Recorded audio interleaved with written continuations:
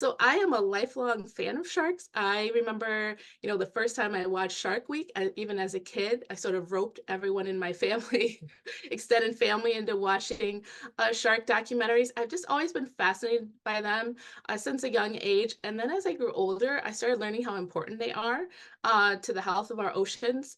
And so it's sort of just a subject that I've always been really interested in. And as I was thinking of a novel, I thought, what is a profession that you don't see often?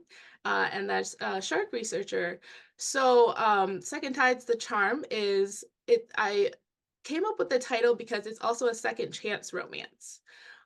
So they're coming back to each other. Hope and Adrian, they have dated in the past for a long time when they were in graduate school, and then sort of drifted apart. And there was never closure on either of their ends. So now they're going to come back together for a summer shark study. And Hope, in particular, really wants closure. Adrian, is not sure of her feelings over her. So now they're going to be stuck together pretty much in a boat all summer, and they're going to have to confront these feelings while also doing, very technical, skilled work as they work with these sharks, and with the added element of now Adrian has become a sort of YouTube science educator, and he's got all of these followers. So not only are they doing this all, they're doing it all on camera. So it adds a lot of stakes for the story. They have one of the crew members, Gabe, he's filming a lot.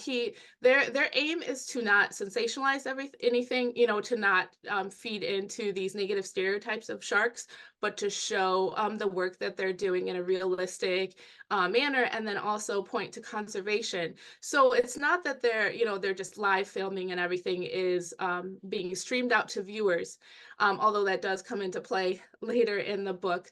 But it's still a moment where Hope personally has trouble with being on camera, and she's fine with doing her job, but then you enter in her ex-boyfriend and the camera, and so it lends this sort of whole, like you said, deer in the headlights moment. And for her, that really ups the pressure of the whole scenario, because not only does she want to look good in front of her ex-boyfriend, but now she has all of these millions of followers that can then weigh in, of course, in the comment section, and sort of give their feedback. So it's not even just as if it was a documentary where she doesn't sort of know the perception. She's able to see in real time, what people are thinking. So I think that it's very current, of course, nowadays, to have the social media, the YouTube aspect. And I sort of wanted to delve into that a little bit, all the positives that you can get.